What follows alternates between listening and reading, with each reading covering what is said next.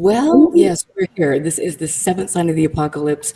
I'm actually doing videos. I'm out of my pajamas, and I've invested in Depends undergarments because I don't think I've ever made it 2 hours without a break. But I'm really, really, really happy to have all of you here, and I'm excited to actually interview people and see their expressions when I ask them the hard questions or when I ask them funny questions. I'm Erica Lukes, and for years and years, I have been trying to figure out all about the UFO phenomenon. I've had experiences since I was a young child, and I believe that there is something of merit, of value. I have spoken with countless witnesses, and people are having experiences that they believe are real. So, what do we do? How do we go about getting good information? What I have found over and over again is this field is full of not only charlatans, but people that might need a little mental help. And as a result, it is muddying the waters for people like us who are simply trying to figure out what this is. We're trying to get to the bottom of things and create groups and networks of people all over the world that have had profound experiences and that are not being manipulated by political or religious leaders. And I definitely think there's that going on. For those of you who followed my work for 7 years now, I've actually broadcast almost every Friday night UFO Classified. I bring in guests that I believe are relevant and important to not only building your history so you understand that, yes, disclosure has been promoted time and time again. What are the pitfalls? Who are the people that have been involved decade after decade that are promoting things that aren't necessarily factual, Bob Lazar? I don't know. We'll get to that in a little bit. But tonight I am joined by my people that I brought on my show so many times. I absolutely love them. I'm joined with Mario, Barry Greenwood. First time you're going to see Barry. Yeah, baby. And Hello. Scott Browne.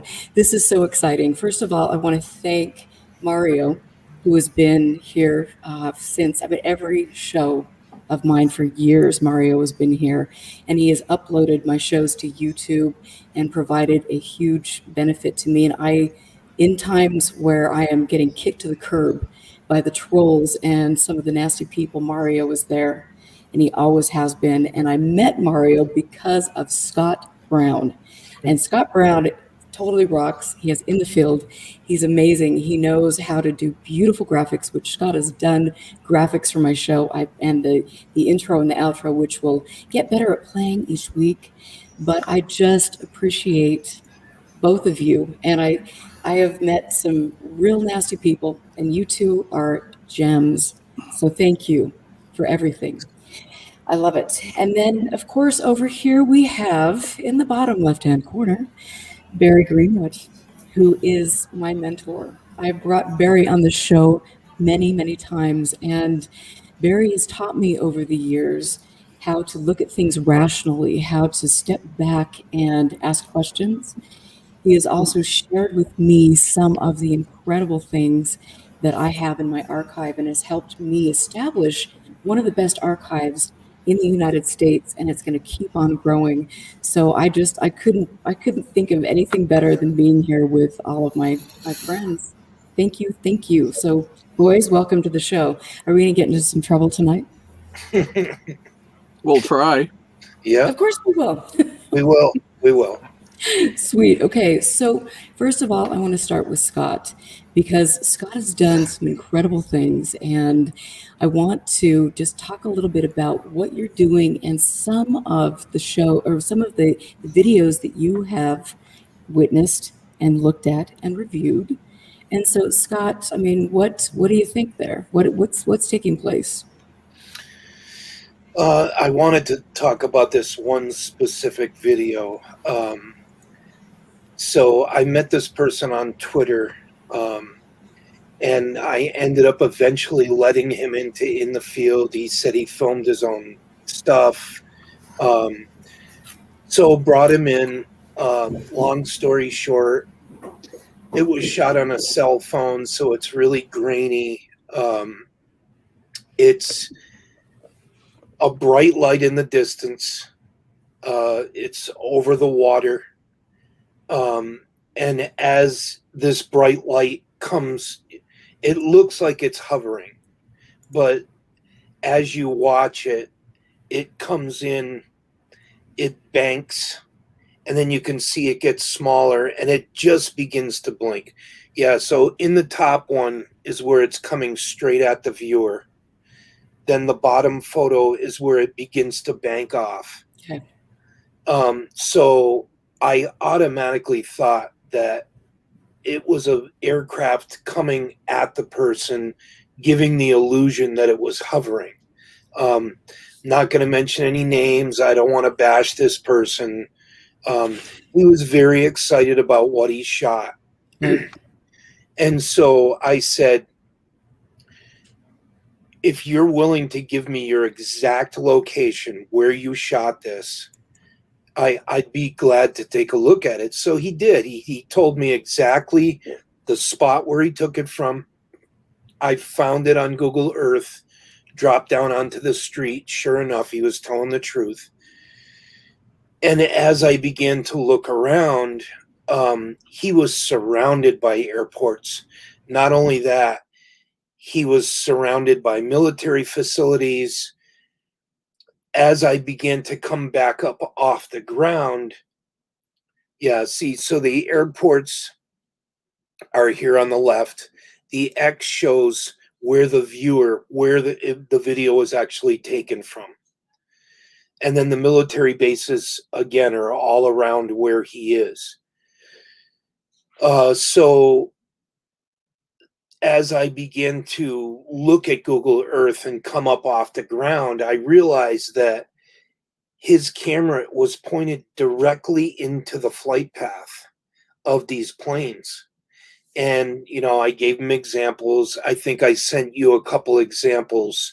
And people don't realize, you know, how bright that light can get when it's pointed directly at you. Right. It can cause the illusion that you're looking at something amazing. And it looks like it's hovering because it takes a few minutes for the plane to come towards you, and then it banks off.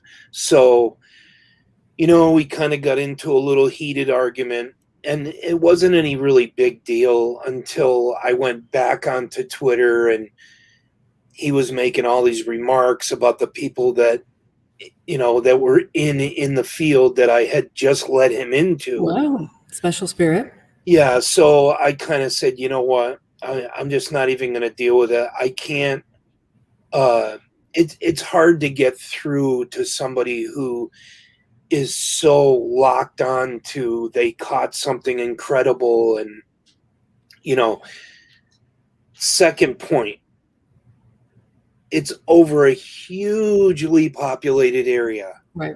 So there would be, if it was anything anomalous, there would be reports and maybe people calling the police and, you know, people whipping out their phones, and there'd be more videos.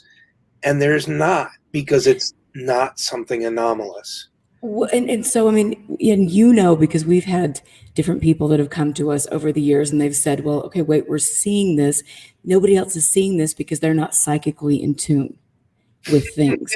You know, they're not receiving the transmissions from, Right. we're not quite sure what star people are kind of beaming that in, and everybody else is missing it. But I mean, do you think that that's a possibility, that some people are more prone to seeing things? Or I do think that there is a good possibility, especially based on like cases like Stella Lansing and Dorothy Izat. She was capturing all kinds of stuff that was kind of following her around. But there's, you know, just so many of the facts with this case rule against that, you know. And he claimed that he had other videos, so I watched another one. And this one was taken from, I think, Charleston, Rhode Island, which is a few miles from where he was before with the first clip. Again, I looked at it on Google Earth. He's right next to another airport, right where he's filming. So, you know, my suggestion is that if you're going to try to catch anything anomalous, you have to do things to kind of take care of that. So get away from that area. don't film near airports. You know, don't film through glass. You know, simple What? stuff like this. Really? I thought I told you that, young lady. Thank you. That's good. Yes, yes. I mean, and it's so hard because I think when, I think both of us have been there and done that. And it's like you get into this thing and it's like, oh my gosh, look at this. This is so cool. Look at this light. And you get really Yes, wrapped up in everything and you think yes. things are UFOs, but that's not necessarily the case. And so for each of us, it should be a learning process. We should be saying, okay, this is, I'm going to learn where the flight corridor for the international airport is. I'm Right. going to learn how lights behave. I'm going to set up my camera. I'm going to film night after night and see when a plane is coming towards us, what that light looks like, and all of these things. And when I went on my journey after I saw some things, that's exactly what I did. I had friends that were commercial pilots, military pilots. I asked them a lot of questions. I did digging into restricted airspace in Utah and learned about different technologies and learned about our perceptions. And I think that, that can be a very empowering process. And I know when you have a sighting, it's like, oh my gosh, I saw this. And there's so much sentiment to try to build that up and get excited. And then you're special. And we have to be Yes. humble enough to say, wait a minute, okay, this, I'm going to learn and I'll admit when I'm wrong and I'll take those knocks. But this is the Wild West. This is a new frontier. And so how do we learn and take these knocks together? And I really appreciate you for teaching us how to do that. And, so I've got this great little side story that, touching on what you just said, where my research partner that I used, my friend Dan, we went out a few months ago and we were shooting, and it was near midnight. We were shooting near this forest, and there's a couple of baseball fields there that the kids use for their little league games. And we saw this light off in the distance. So I said, what the hell is that? That shouldn't be there. So we both began to film it. I'm using the Psionics Color Night Vision. He's using a Recon, but it's black and white, and the resolution is lower. But as I'm looking through this viewfinder, there was something near the light, and it was like waving. It looked like a ghost. Mm-hmm. And it was starting to really freak me out. I'm looking at it. I could not figure out what it was. So we crossed the road. We went down into the field. And as we got closer, it was a flag on a pole. Ooh, well, And there was a very dim light near it. So it was creating this bizarre image. It was so weird. But then as we figured it out, we were both laughing, because I was like kind of freaked out. It looked like some kind of weird spirit ghost thing, but I mean, what this guy couldn't understand about this video and what I was explaining to him was that many people have shot that same thing with aircraft coming straight right. towards them, thought that's what it was, and that's not what it was, and I was trying to explain it, but he was adamant. He thought it was something anomalous. And Wow. I mean, there's some people where, and I've learned over the years when people come to me with like new facts or something pointing in a different direction, I've learned slowly to, okay, let me stop and look at what they're saying and see if that's something that it could possibly be. Whereas years ago, I wouldn't even listen. So you're saying that you're gaining wisdom, you're humble, and you're willing to accept your mistakes and learn, which is Yeah, amazing. I think that's why I like you and yeah, right. respect you. So, I mean, I made a mistake on an assessment of some photos that came out a couple of weeks ago, and I went right on Twitter and said my first assessment of this photograph was wrong. And here's the new evidence, and I'm pretty confident that this is what it was. And you have to start to do that. You have to accept that fact that sometimes you got to step back from it and say, wait a minute, maybe this person's got some relevant facts that point in this direction. Absolutely. Some people are just not, you can't penetrate that preconceived notion that, oh my God, I got a UFO. You have to step back from that and just really look at everything that's around you and just figure it out from the evidence. And I think that's great. I mean, because, and the thing that I've always expressed, and I know you feel the same way too, is we're in this together. This is a learning process, and I think it should be empowering. And I think when I get really angry about things, that's because certain people or groups have taken our power away. And that bothers me. I mean, this should be fun.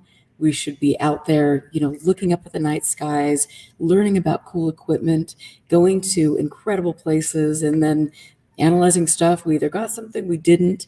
And I think the more that we have people muddying the waters, then, that's to me where it's like, really? We're going to storm Area 51?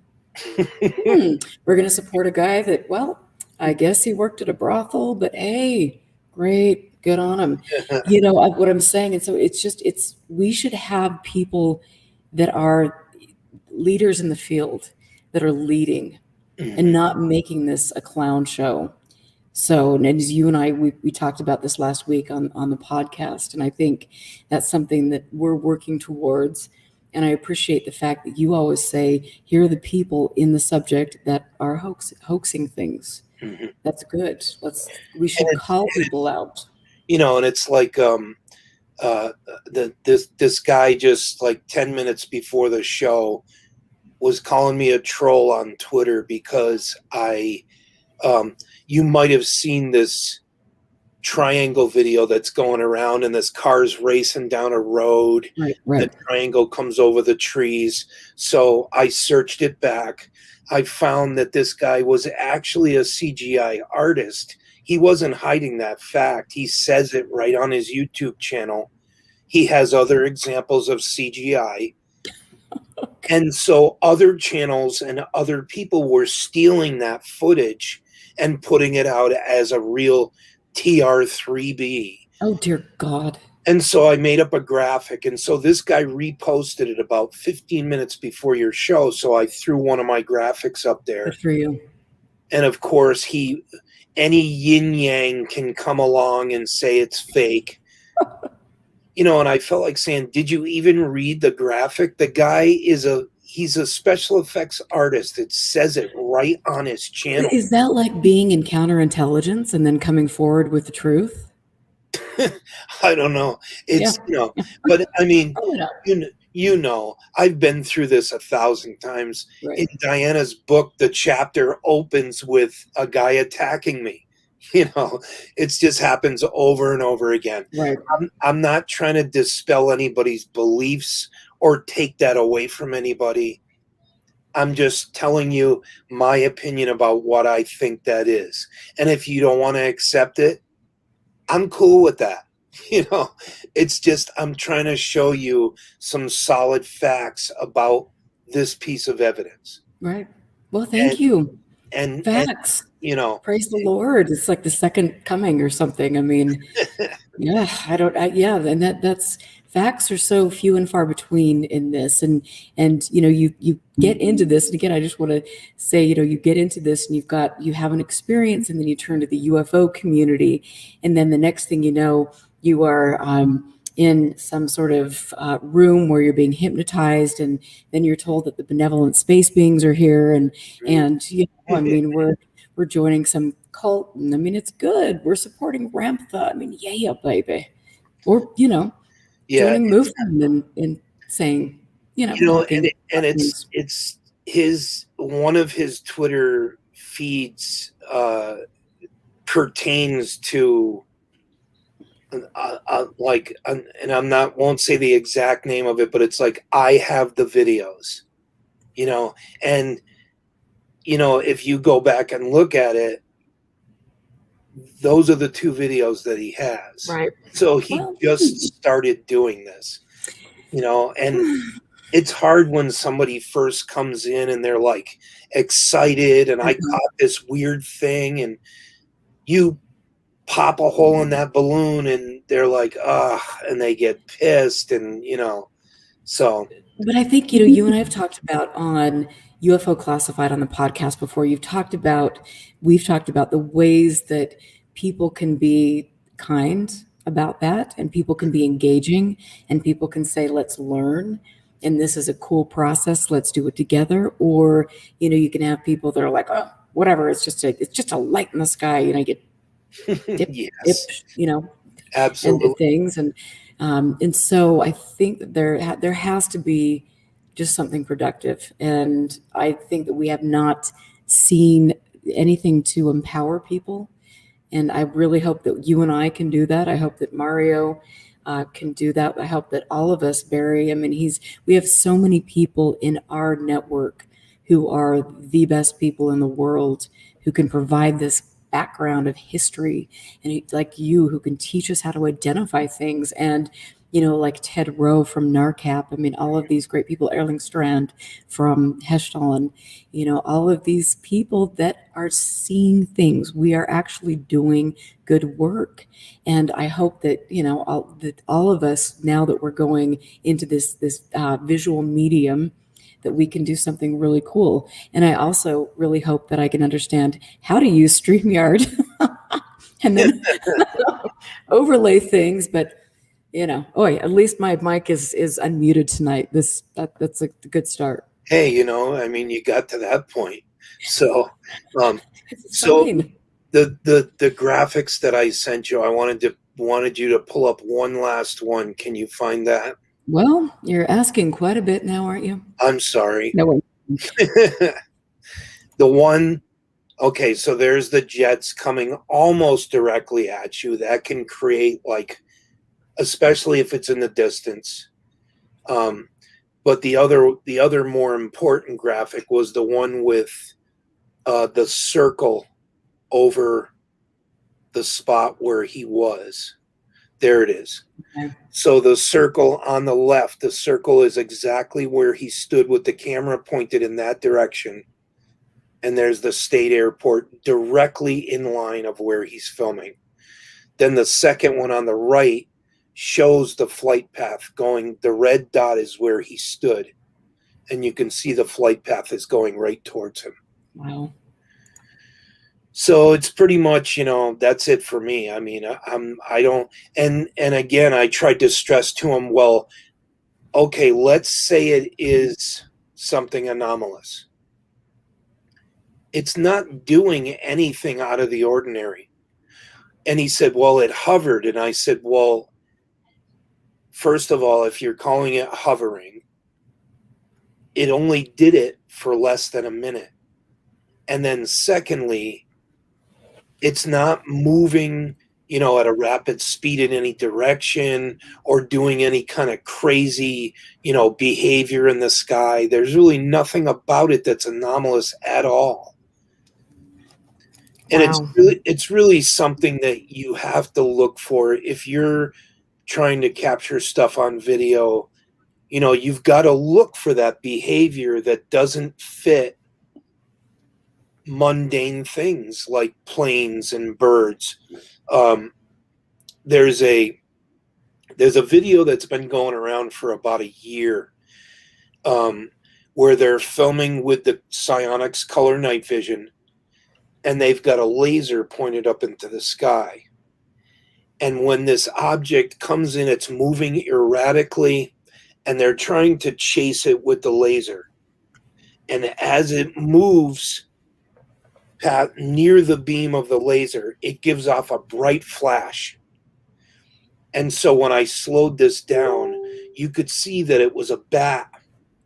And when the bat flew into the beam of the laser, it caught it on the wings and it gave off this flash. Wow. So it looks really bizarre, but if you slow it down and you look at it, you can see the wings flapping, you know. So there's a lot of different things that you have to do to look at it, and then look for different clues. Like I said, over a populated area, there's no reports, just things like that. You got to use common sense. The one up in Canada that just happened months back, with the green objects floating, 3 different people filmed it from 3 different locations. The problem was the animation was exactly the same in the 3 different pieces of footage. So the first thing I did was, I think it's in Montreal. The first thing I did was I jumped online. I found some live cams of Montreal, and I looked, and there wasn't a speck of snow on the ground. But in the videos, there was like a foot of snow on the ground. And he said he just filmed it the day before. So that was a red flag right there. I knew something was wrong. Somebody was lying. Come to find out, this French article came out a couple hours later. I dropped it into Google Translate so I could read it. And it was a bunch of kids that were trying to make a viral video at this school. And so they filmed these 3 different pieces of footage, then superimposed the CGI. Wow. And that's what it creative. Oh, those younger kids today. I mean, it kind of reminds me of Jeremy Corbell without a sock puppet. Yeah, well, I mean, pertaining to that footage, I mean, if you're going to put something out, you're going to hype it up, it needs to show us something that's doing something incredible. It can't just be 2 red dots in the sky just floating about. It's doing nothing. Then people believe it. That's the thing. It's like, I mean, we've got another news drop. Holy Lord, I mean, it's, what I'm saying? It's a cult of personality. Right. I think that people get attached to someone and then they're huge fans, and no matter what this person does, they're legitimate. I'm listening to everything they say, and that's just not how it should be. Right. Especially in this field, you have to be skeptical. You've got to look at things. I don't care who brings it to me. I don't care if the president was knocking on my door and said, I have these amazing pictures of this UFO. I am going to scrutinize those photos up and down. Thank you. It doesn't matter who they came from. You've got to do that. Yes. Thank you. So, Thank you. I mean, there's many, though, that are just, once they get locked onto a certain personality, they're like, this person can do no wrong, and I'm not criticizing them for what they're trying to do. I am. They're trying to bring information to the public. But if you're going to bring us information, make it quality information. Well, I think that some people are not trying to make information to the public, I think they're trying to line their pocketbooks with money and get their fragile ego stroked. And perhaps maybe it's time to buy a big truck and get over it. But I don't know.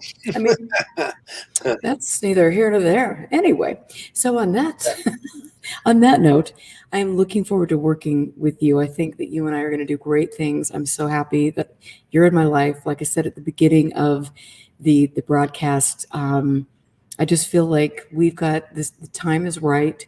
We need to get information out there. We've got a lot of people and a lot of money that have this is a serious marketing campaign on a side that is not necessarily in our best interest. Right. And so we're Don Quixote, I guess. We're just running up against those windmills, but we're going to do it. We're going to do it together. We have a great base of support. We have people underground that are helping us, and we're going to do this. And so I'm really, really looking forward to making a new start and getting good information out there. Scott, you rock. I am too.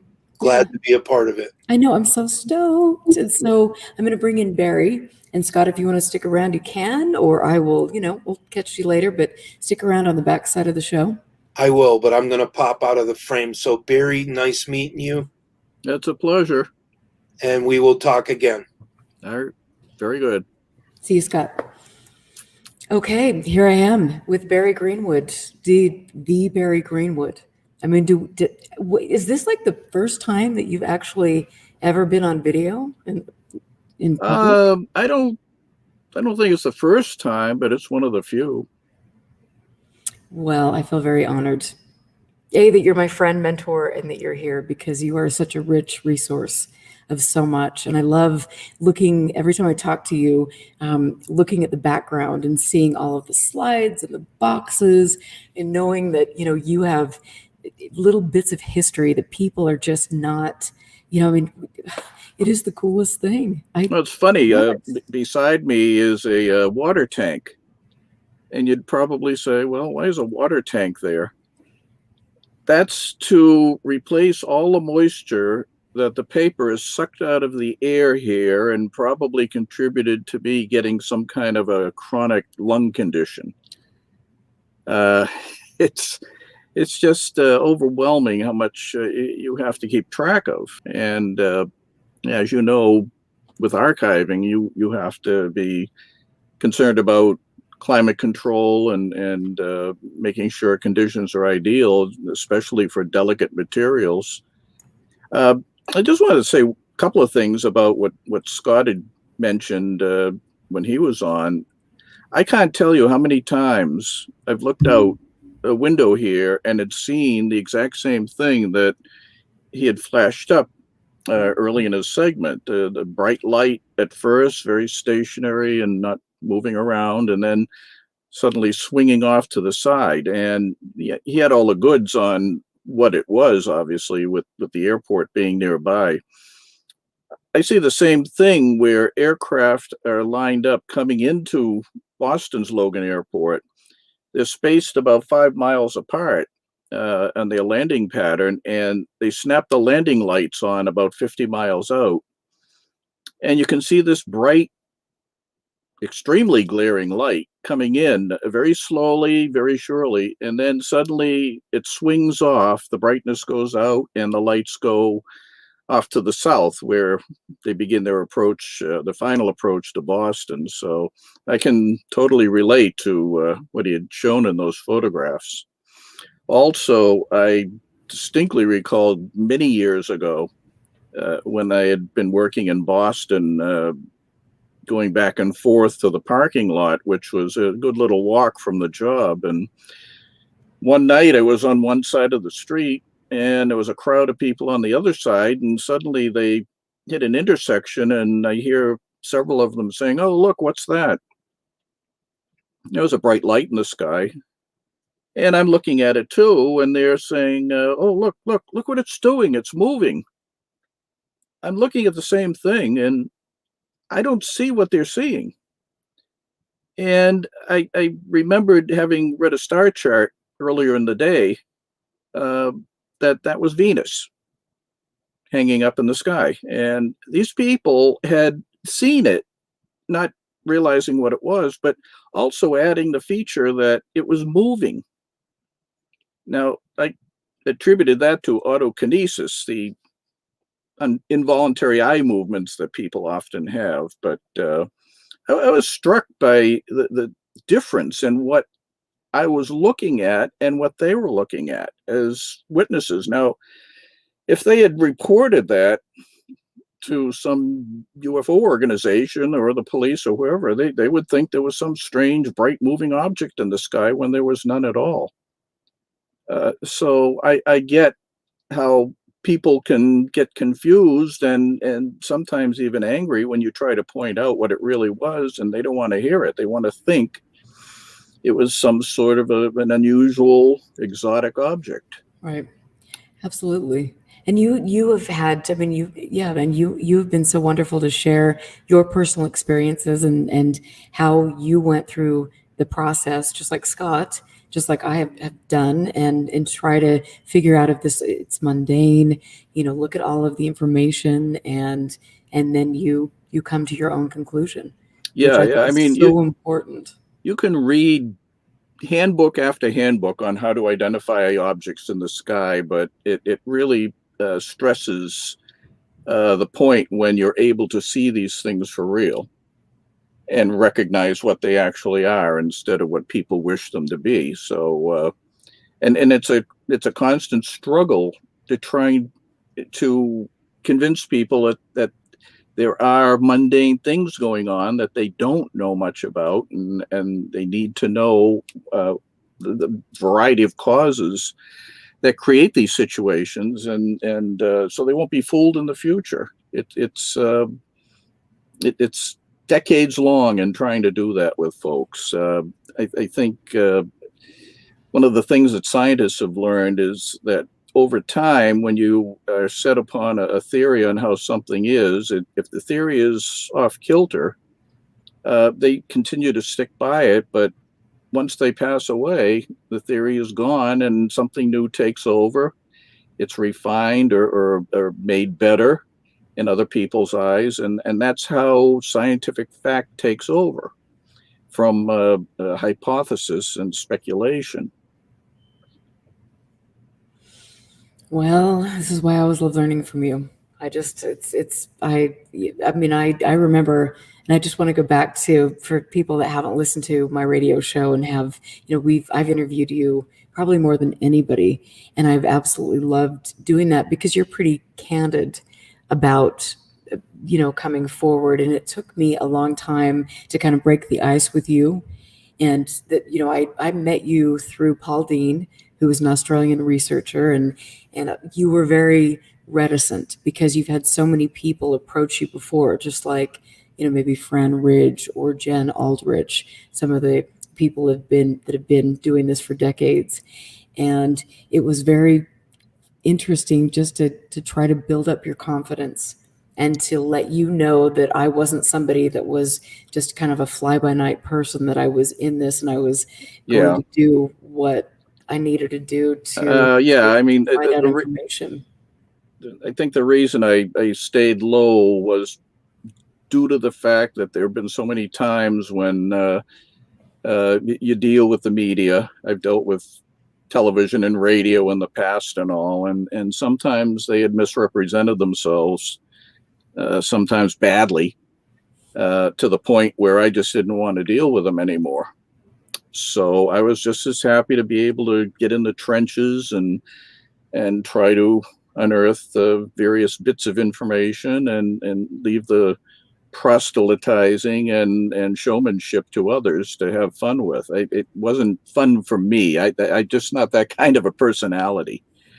I just want to do the work and be more than happy to hand it over to someone that I can have confidence in and let them put a little glitz and glamour into it and present it that way, as long as it's accurate. Well, and that's the thing. And I just want people to know that for me over the years, and it's been, oh my gosh, 5-6 years, I think, since we've known each about other. 6.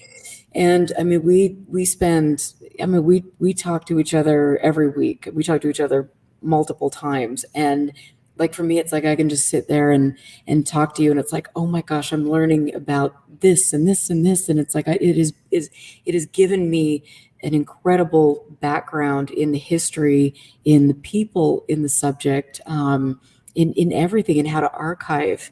And I want to just again thank you for giving me the wings to really move into the archiving.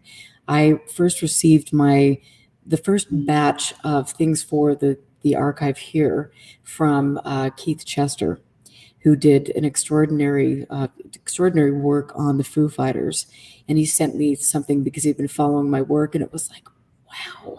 And then I started purchasing things, and then you started sending me things, and then Fran Ridge and Jan, and it was just like, I mean, I have in my library, which I just have to grab this, probably my favorite thing of all time. I recognize that.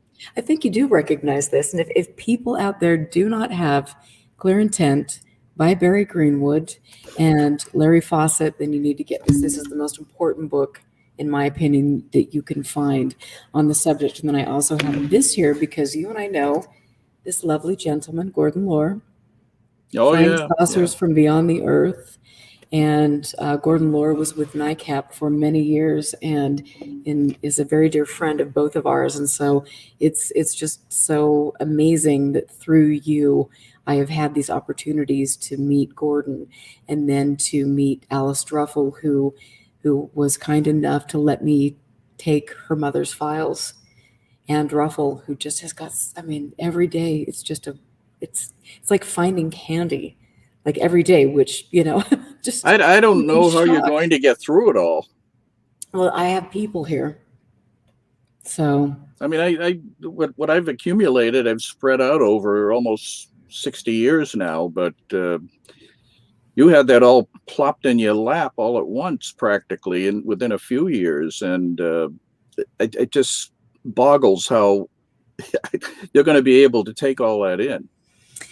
I think luckily for me, I have a wonderful space where I've got enough space that I can have the archive. I have people that are here in Utah that are very just kind, dedicated people that are willing to come in and spend time with me to organize things and then to help me get things into a format where it can be preserved. And then I'm also really looking forward to, in the next couple months, having people here. One of them is in chat tonight, who is going to be going through all of the archives, and then we're going to be presenting things, hopefully, to the University of Utah and getting people involved in our community, because this is such a beautiful resource for people. They can come in here and look at the periodicals and all of these great things. Thanks, Jim Klotz, who's been wonderful to give me a lot of what he did. I mean, it's a gem, and I'm so grateful to have that. Speaking of Jim, I'm not sure if the site is still up, but he at one time had a website called UFO Pop. And if it's still around, I encourage anyone to take a look at it, because he had taken covers of books and publications that had vivid UFO imagery and put them up on the site so that you could see the years and years of how the flying saucer phenomenon had evolved visually since 1947, or even before, because he had science fiction pulps up there that predated Kenneth Arnold's incident. You would swear that flying saucers were around in the 20s, 30s, even before that. They're virtually identical to what people had reported in modern times, but there they were ages ago. So if they can find UFO Pop, if it's out there, take a look at it. You'll be stunned at all of the color and drama that these publications had created for people. And even if the site's gone, there's a chance that we can still preserve that. I know where all the raw material is that Jim had used for the website, and it's preserved, it's safe, and we're going to make sure it stays that way and not disappear into the void of a bookseller or comic dealer. Right. And like I said, we need to find that website, because I would love to link that, because the website is just so colorful and so important, like you say. And I'm sitting how many feet away from a lot of those beautiful things that he spent his life collecting. And so I cannot wait to start getting people in here again to look at this and understand the historical importance of things, and to see the way the subject has been, how it's changed, and the way it's been maybe manipulated by the powers that be, in different time periods. It's so cool. Yeah. I had written a chapter along with Paul Dean for MJ Benias's book on the sociological aspects of UFOs, and the point I was trying to make there was to show how the extraterrestrial hypothesis had evolved over time, and how it figured into the modern depiction of UFOs as spaceships. And you'd be surprised how far back that was taken seriously. There's mention of possible visitations from other planets by the airships of 1897. Wow. Wasn't common, but it was there, and people had thought about that, among other things. More often than not, they were attributed to inventors, people who are trying to create new and practical flying machines. But some of the, I don't know, what do you call them, kooks of the 1890s thought they might have been spacecraft. So there you go. I mean, and we're also working on a manuscript now, myself and Vicente Juan Ballester Olmos of Spain, on a book showing the influence of 1947 photography and imagery of flying saucers. Because if you figure that's the dawn of the modern era, you need to delineate exactly how people came to know what flying saucers were going to be all about. And we used some of the photographs. There weren't a large number of so-called genuine flying saucer pictures, but there were a large number of hoaxes and non-mysterious imagery, plus occasional hoaxes, jokes, devices that were created and put out to fool people and sometimes get picked up by the FBI. But we have many, many examples now of people's ideas on what flying saucers were to be from 1947 on, and it's fascinating to go through them all. We try to give a history on each instance, no matter how frivolous, but 1947 is like going into a cold case file. All of the leads on that can be broken, and we don't know much of anything about some of the images, but we did the best we could, and it'll be out there eventually. We're still gathering data on it. And that is so incredible. And every time like I said, every time I talk to you, you're doing something behind the scenes, and you're working with people that are people that don't come forward a lot because they've seen, how this can be commercialized and how there are people that are involved in the subject that really have no concern for the history, which to me is you don't learn unless you're looking at the history of the subject and saying, hey, wait a minute, this happened last decade or the decade before. How do we grow on that? And I remember having Dr. Dick Haynes, on my show a couple times. And he was saying that, it is important for people to stand on the shoulders of others so that we can all learn and move forward. And I want to ask you now, because we've seen some things that are taking place with new people coming into the subject and people that are, great marketers who are promoting things like MJ12. They're promoting, things that, they were, the Roswell, the autopsy, the, dead alien being, and some of these things that have been debunked. And yet here they are coming up again, and a younger generation is finding the same things that you and your colleagues spent a great deal of time, ripping down. So, what do you think about that? What do you want to tell people? Yeah, that's always been a problem, that you have a story created that's not quite true or just outright false, and the story will run its course for a while and then drop out of the news cycle. The problem with flying saucer stories, UFO reports, is that they're like zombies. If you're able to take apart something that doesn't deserve to be getting news coverage, and you think it's buried, as time goes by, and I alluded to this earlier, the older people who have learned their lessons pass away, and they take those memories with them, whereas new folks coming along don't have those memories, and they see these old stories being revived often by sometimes the perpetrators themselves, who had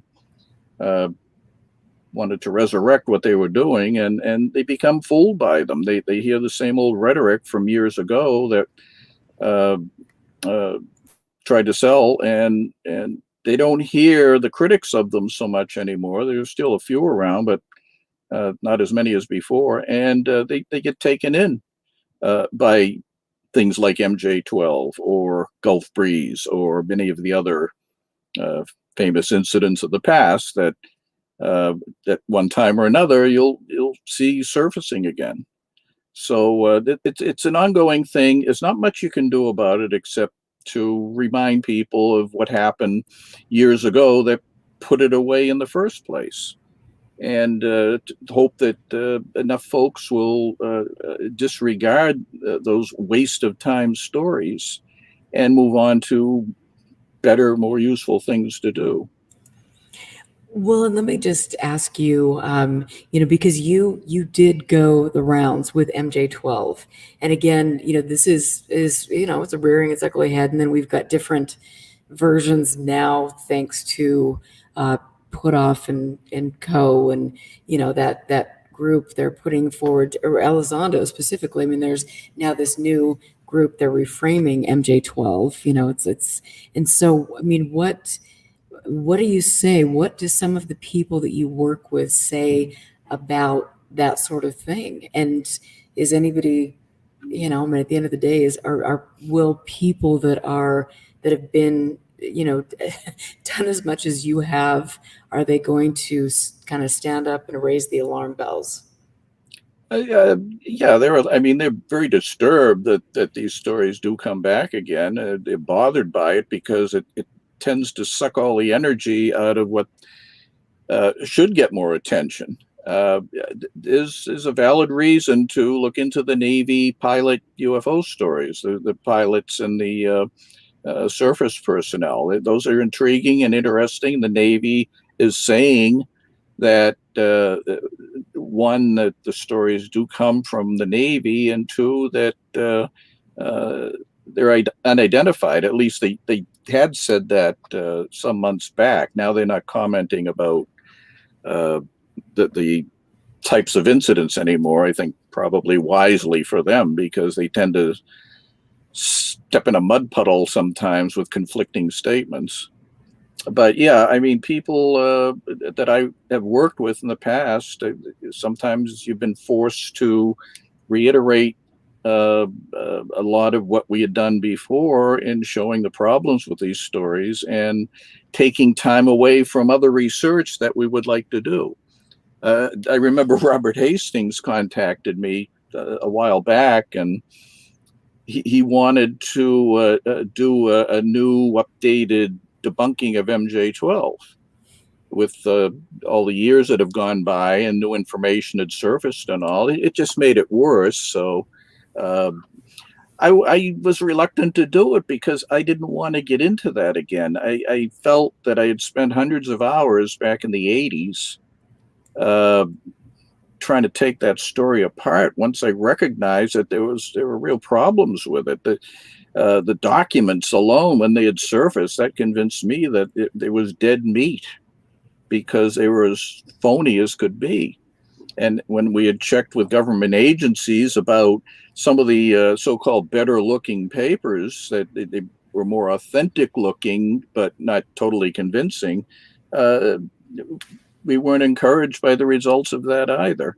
So it seemed like across the board, there was a real problem with it all. And I just didn't want to revisit it again. I had done it and spent a lot of time. So, but he did convince me that there are new people unfamiliar with the story, and we have to remind them of what we did. And I went along with it, and we did issue a revised version of it, essentially saying much the same thing as we had back then, but for a modern audience.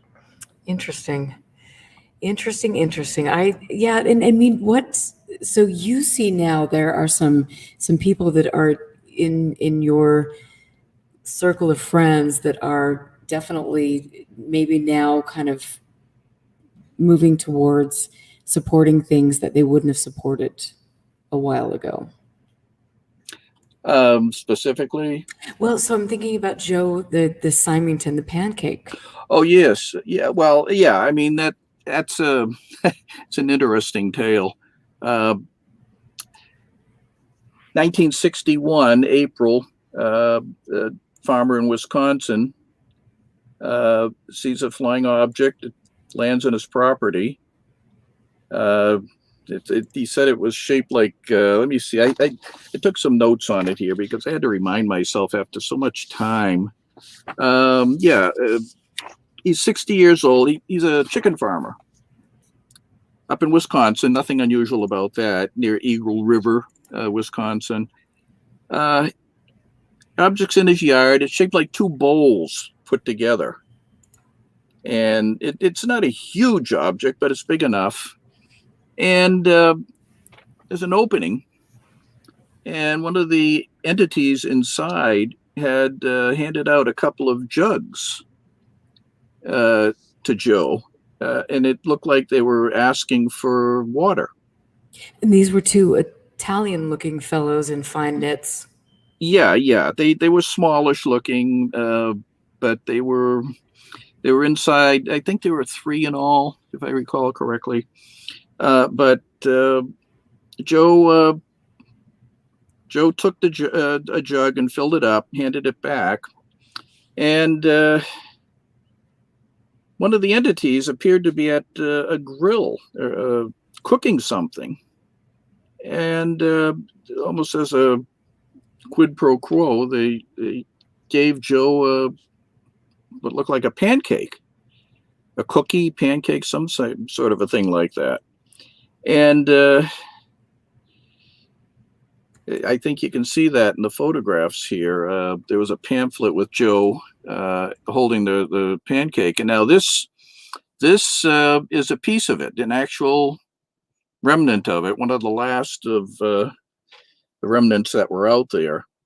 I have it because I inherited it through doing research on Humcat with Ted Blocher, who used to be a researcher with NICAP.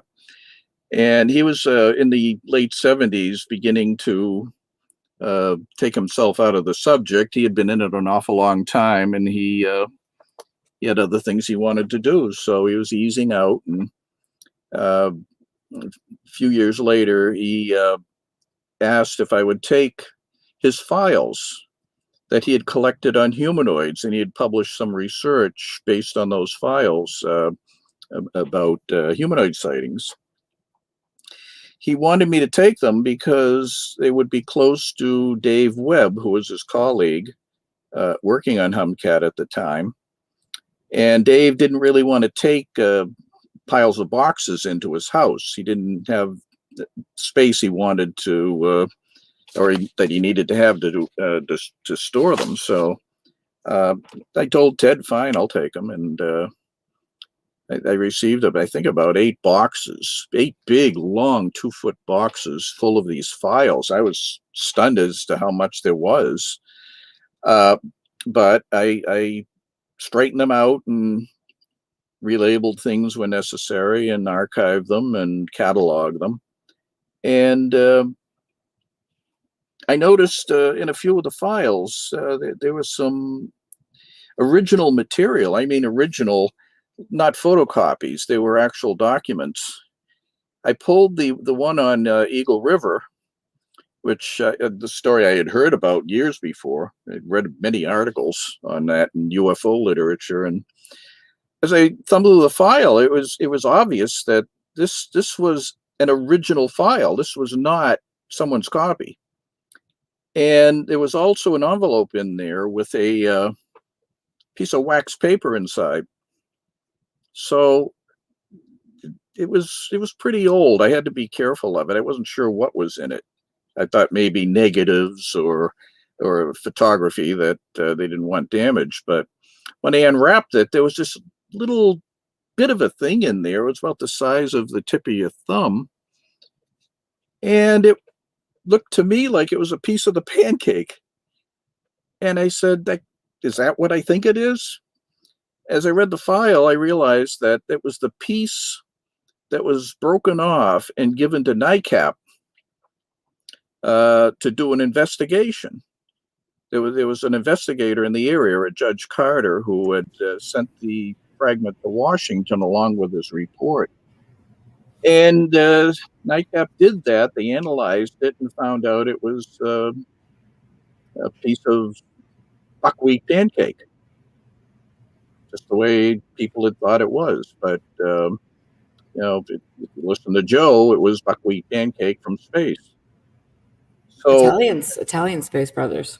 But yeah, at that point, NICAP had lost interest because they felt it was just a silly story, and Joe was trying to pass off pancakes as space material. So sounds like anyway, Art's part, maybe. I was floored that that was in there and that had survived all through the years. The only other fragment I know about of that was at the Air Force Commissary when they had a UFO display up, a small display, but that was one of the things that they had put in the display case, their piece of the pancake. Now I have no idea what happened to that, and I know that whatever Joe had left of the pancake was burned up in a fire that destroyed his place. So that was gone. So as far as I know, if the Air Force doesn't have theirs, this is the last piece of the pancake left. Can you show it to us? Yeah, it's in a little box here. I mean, you had a good photo of it, but yeah, but it's better to see you showing it. Let me see if I can put it up here. Get it as close as I can. It's a little out of focus because it's in a box. But oh my! That's it. And so maybe I can pop the top here and make it a little clearer. Well, I guess that's a bit as good as you're going to get. Right there. Okay. Wow. So that's Joe's pancake, and I had been asked by the Wisconsin Historical Society if I would let them have it to put on display. I thought about it, but I figured, well, this is more a piece of UFO history than it is of Wisconsin history, right. And I wanted to keep the fragment with the file in the event that there's some compelling reason to reanalyze this fragment. Not that they would find anything new and different, but I just wanted to keep everything together and intact. And I know that there are people out there that who still think that there might be something to the story, despite the fact that the fragment was identified as buckwheat pancake, because the thinking was, well, if all the same elements are out in the universe and a civilized technological society can come up with the same kinds of things that we came up with, why couldn't they have discovered buckwheat pancake as well? I think in that case, on an alien planet, there should be some sign that their buckwheat was different from our buckwheat. So, what do I say about that? Yeah, they might have made their own buckwheat pancake, but it still has it's mimicry. It's mimicry.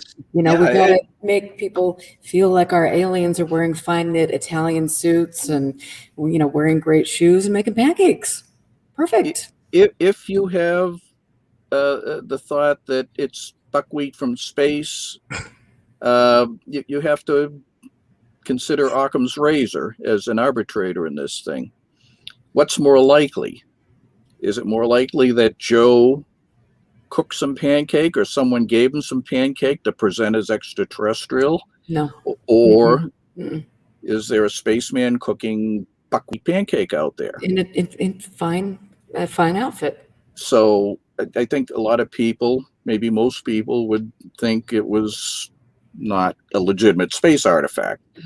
But yet that won't change some minds. People still think it's okay to believe that might have come from space, and it's just from space. That sounds like a bad horror movie. I don't know. I mean, pancake. So there you go with Joe's pancake. I think it would probably make an interesting retelling in some sort of a film or documentary out there. with little CGI thrown in as to what happened to Joe. Joe was very sincere. He never budged on the story over the years. He never admitted that there was anything out of the way. In fact, he said at one point that if this happened to him again, he wouldn't report. And he didn't. He just kept quiet and went about his business after that. What do you make of that? I don't know. It's hard to say. So, I mean, what other stories have you heard? Now, I want to just put this up here, and again, this is my whatever. We'll work on this. But so, describe this scene. This is some of the scenery that was taken when Alan Hynek visited Joe. He did actually look into the story. He did write a report on it, but he was, of course, very dismissive. This was the skeptical Alan Hynek at the time, and he was doing the Air Force's work, so he didn't give much regard to the notion that this was something from outer space. I'm not sure about the people. I can't see who they are and all. I think they probably accompanied Hynek to help him out looking into it and all. That would have been taken around 1961. Wow. And then here's this. Yeah, I believe that is Judge Carter's letter to NICAP discussing this and his investigation. And that letter was in the file along with the envelope containing the fragments. So it's what NICAP received from him with the information. And I love the fact that he is not a drinking man, looked out and no holes, no exhaust. And after it came to rest, 2 huge metallic soup bowls, and then the device opened up, and then you have this man. You're welcome. The sort of a military salute. And the whole thing, and all dressed in dark material, looking like a black tight fitting and knitted goods. Yeah. You hear the old drunk thing being brought up. That's even brought up in modern times. It was a graphic in the Economist that was retweeted by a well-known skeptic, Michael Shermer. And he was reiterating an old trope about UFO people that between the time that people come home from work and the time they go to bed, that's called the drinking time. And that the graphic showed a spike based upon sighting reports gathered from the National UFO Reporting Center, that more often than not, people were boozing when they were seeing UFOs. It's absolutely ridiculous, but now it's gotten into some mainstream thought again, and the skeptics are out there touting it. It's a big mistake on their part, because even the Air Force never took that seriously. That was never a significant statistic in their assessment of sighting reports. So it's what you call grasping at straws. If you have something that may be a little difficult to explain, you just throw out some old throwaway idea like, well, they were just drunk, and leave it at that. And you hope the interest goes away again. But there might be something to be said about people who are, drinking on beaches and seeing things coming over the water and photographing them, and then making maybe a couple grand, and people with larger biceps. Well, it's not to say it never happened, but yeah, I mean, there are examples of it for sure, but it's not a very high percentage of the total, enough to even worry about. There are very exaggerated claims like that, and that's just part of the viewpoint that people have generalized about, that you're crazy, mentally defective, drunk, you're on pills. That might be more of a factor now than in the past. Rather than alcohol, it's medication. But that hadn't been used. The drinking thing was notable for its being revived again, and I thought it was just weird that that would come out after so long. The Air Force had used that against witnesses at times, and it was very embarrassing for them because some of the witnesses were pilots that the Air Force, in their debunking days, had accused of drinking on the job, which is an incredible charge. So there you go. That's all I have to say about drinking. That's good. Yeah, no. So I mean, it is interesting to see how you have these different excuses to marginalize people, and I think it is interesting because I've had my radio show before Phil Leach, who worked for MUFON, and there were MUFON investigators that were actually looking at or taking people's prescriptions and then entering it into the CMS database, which was, That's a terrible violation of people's privacy. How did they get away with that? You know what? Nobody knows why MUFON gets away with certain things. And I want to ask you, too, because we've talked about this before on the radio show, but to actually talk about this in a live broadcast, a video broadcast, I want to ask you what you think about Bigelow purchasing the MUFON database and the John Carpenter affair. Well, I think the Carpenter affair was clearly unethical. That you had personal information on people like that, and then sell for I don't know what you call a profit in selling files, but he sold files for money, and they went to a billionaire, Robert Bigelow, for what purpose? Who knows? Did Bigelow sit down and create a book based upon those stories, or did he analyze them in some way? What did he do with them? But he shouldn't have had them in the first place, because that was, to me, privileged information gathered within an organization that was to not make them publicly available to anyone. You might say Bigelow was private, but the witnesses didn't know they were talking to Bigelow. They were talking to MUFON, and it should never have gotten away from that sphere of influence. And so the Carpenter affair, that happened before the 22 million was allocated. Yeah, well before. Okay, what time frame? Oh gosh, I'd like to say about 20 years before, maybe more. It was quite some time ago. And did anything ever? I mean, I know that there was a bit of stir about that, but did anything ever really come of that? And what happened to John Carpenter after all of that? I guess Carpenter just took some flack for what he had done, and then it all died down, and I still don't know what happened. What became of the files with Bigelow? They must be sitting in a warehouse somewhere, gathering dust or being used for some purpose nobody knows about. But I think if I were one of those witnesses, I would want my file back because it went to an unauthorized person.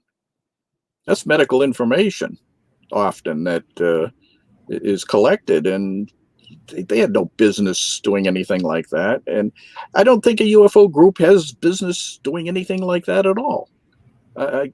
Abduction stories involving medical exams and hypnosis and all, that should be done by properly trained people, doctors, psychologists, or psychiatrists, and not be done by amateur UFO researchers. And they are amateurs. They go out, they enroll in a course at some local hypnosis institute. They come away with a certificate, and then they become analysts in some fashion. It's ridiculous. No way I would give credence to that kind of information. You know, I wouldn't either. And I want to talk a little bit about the Roper poll the Bigelow did. Do you recall hearing anything about that? I remember it. I can't remember the statistics offhand. Do you have them in front of you at all? You know what? It was entitled Unusual Personal Experiences, an analysis of the data from 3 national surveys conducted by the Roper poll. And this was from Bigelow Holding Company. And I found this, a few days ago, and I was looking through it and was, just a little perplexed by what I found. So he was I'm sure he was trying to gather statistics for whatever purpose he had in mind with those files. It probably was in the realm of trying to give credence to what he was doing. That or perhaps trying to look at people who are having experiences and then maybe manipulating those people to, yeah, I mean, that would mean he'd have to contact them again and actually try to influence them somehow. I don't know that Bigelow had sent investigators after abductees to re-interview and collect new information. I'm not sure that ever happened, though, because he had MUFON. Well, he had the MUFON things, but a lot of that needed follow-up. You can't just take some of that information that was gathered by the amateur investigators and rely on that alone. Someone trained would have to go out and re-examine the people and get some questions answered that weren't asked in the first place. And I think if Bigelow were going to do that, he'd have to send investigators out. Whether he did or not, I don't know, but he was clearly interested in getting abduction experiences taken seriously, which is part of what the poll existed for. Yeah, I mean, it's just fascinating because I've been, as you know, with the files that I have and with some of the research that I've done with Skinwalker Ranch and things and Bigelow and the people involved, it is interesting to kind of look back and, in the early 90s and see, well, okay, wait a minute, here's this Roper poll. Here you have people who are being interviewed who are, are you seeing a ghost? Are you having these missing time, unusual experiences? And then they're talking about perception, age, and then perhaps how you could, from what I'm gathering and reading this, manipulate people socially, politically, and religiously from some of these polls that were done. I mean, and could that be perhaps tied in now with what we're seeing with Cambridge Analytica and some of the people in the UFO world who are using that to promote specific ideologies? Oh, sure. I think there's an agenda there on their part that's still not totally clear, but they're trying to affect an agenda in the subject that it's going to be personally beneficial to them, I'm sure, in terms of eventually getting funding on these matters. I mean, the more seriously UFOs are taken, the more likely that the government could be cajoled to handing over funding and significant amounts of funding, like it's already happened with Harry Reid, and they're granting $22 million to these activities, which included what Bigelow is doing. Bigelow, I understand, received about half of that for constructing facilities that would analyze artifacts, UFO debris, artifacts, whatever might have been submitted. And the old MUFON STAR team, I think, was designed to facilitate that happening. Often you couldn't get investigators to respond fast enough with the old organizations. They didn't have the finances or ability to do a quick response on something that was promising in terms of using some sort of a physical analysis. With the funding from the government, that became much easier. And I'm sure they expected the STAR team within MUFON to produce information like that, but apparently they didn't. They didn't get good enough data to be able to take apart and analyze, put under a microscope, that would prove a point. Now, there's a lot of rumors out there that there is material like that, but those rumors came up some years back around the dawn of To the Stars Academy forming, and we're still waiting to find out what the results of those analyses were. Is there an extraterrestrial artifact in existence or not? I don't know. They don't seem to say, at least not quickly enough.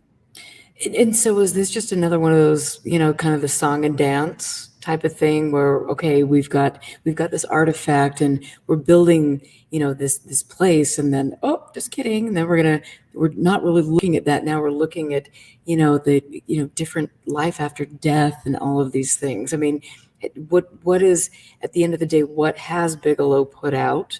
Obviously he was in this way before he got 22 million allocated from the Pentagon.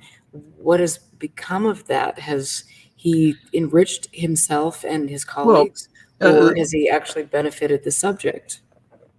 Again, without a breakdown of the finances, it's hard to say, except that he did receive some of that money. The first manifestation of any reporting from the AATIP and Bigelow arrangement was the so-called 10-month report, which journalist Tim McMillan discussed in Popular Mechanics some time ago.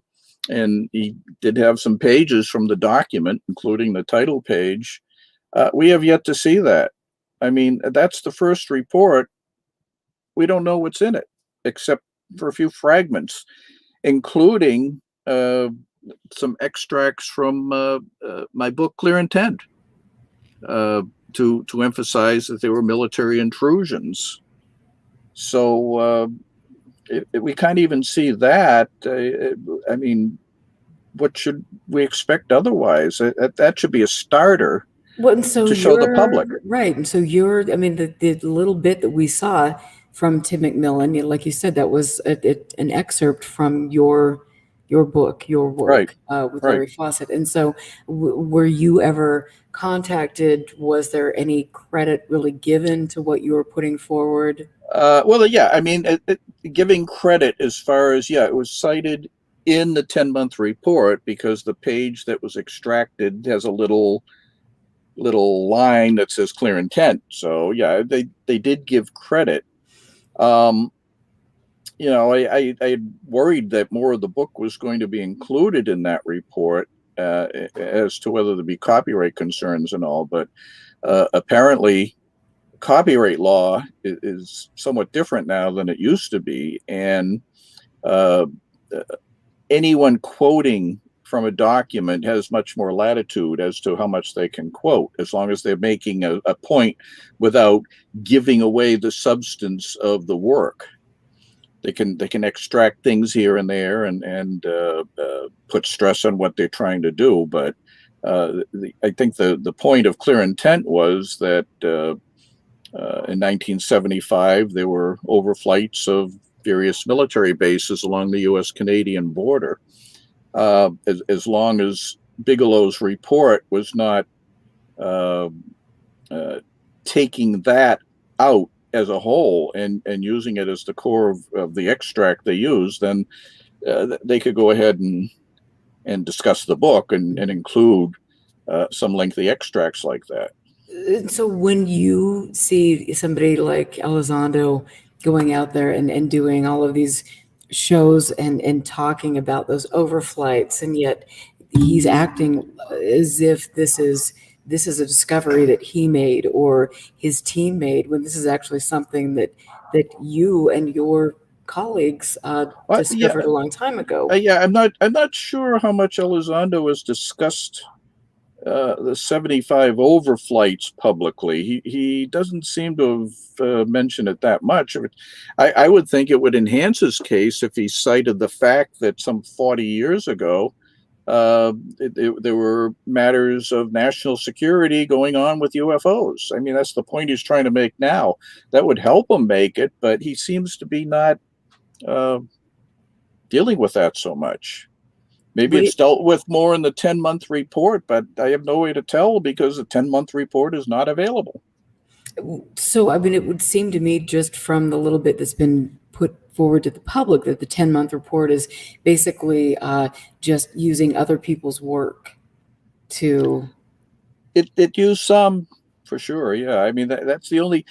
Elizondo early on, when the story first broke in 2017, alluded to a history book in the original New York Times article. It's some 420-page history book. He said that gave background. Now that sounds exactly like the 10-month report, because they would have to do something like that to brief the Defense Intelligence Agency on what they were doing, what they were setting up, why they were setting it up.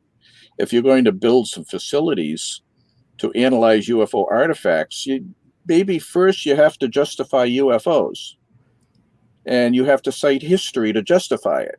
Right.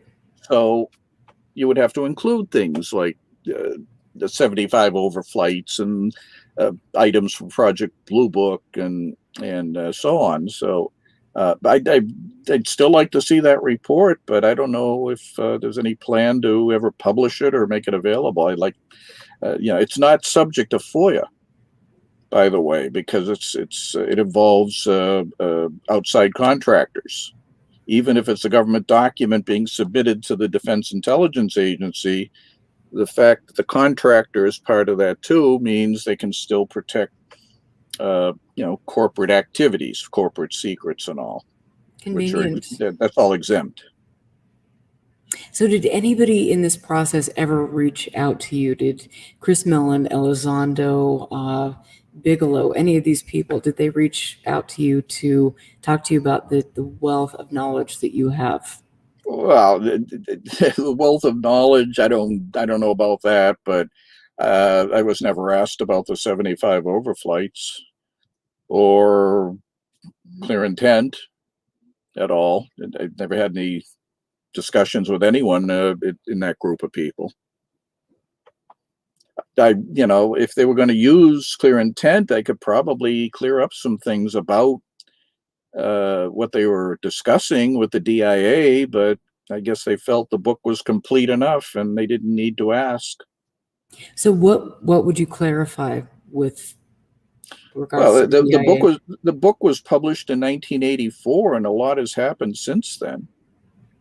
The 10-month report went out, I think, in 2008 or so. So that's quite a few years that some of that information would have to be upgraded. When you have a body of data published in 1 year, 10 years, 15, 20 years later, some of that can change character. Some of it can be enhanced, added to with some better information, or some of it could fall apart with new information, that the claims weren't quite as sensational as they appeared to be. And I could have done some of that with clear intent. There were sections at the end involving New Mexico and Richard Doty and all that could definitely be clarified and downgraded to an extent, but nobody ever asked. And so let's talk about Richard Doty. We've talked about Richard Doty before. Now you see, obviously, he has a long history, and he's now kind of making the scenes again where he is, one of the pros, so you've got all the guys in a line, and he's there, and he's being held up as some sort of kind of a cult figure, much like Lazar is, even though there have been claims put forward, I think, with pretty good at basis to say that this person isn't what they're saying they are, and they have behaved in some unscrupulous ways. So why is Doty making this big comeback now? And he's making the big comeback because, as we found out slowly since 2017, that there were people involved with Bigelow and and To the Stars and so on, who were a long time ago part of something called the Aviary, which is an entity that was created by Bill Moore in his prosecution of the MJ12 situation, trying to give it credence. The Aviary were a group of people who were behind the scenes and very knowledgeable about what was going on with MJ12 matters. And at least 5 of the people I can think of who we've been hearing about in recent times with current events had been part of the Aviary in the past. It's incredible. And Doty was one of them. Doty was an employee of Hal Puthoff. Yeah, let's talk about that. So yeah, Doty was an employee of Hal Puthoff. What was the time frame on that? I'm not certain of that completely. I know he was. I don't think it was for a long period of time, but it was asserted in statements. There's a biography of Doty out there at a recent conference. I think it was MegaCon out in Vegas, where that's specifically given that. And knowing that Doty was so deeply involved in MJ12, I have to think that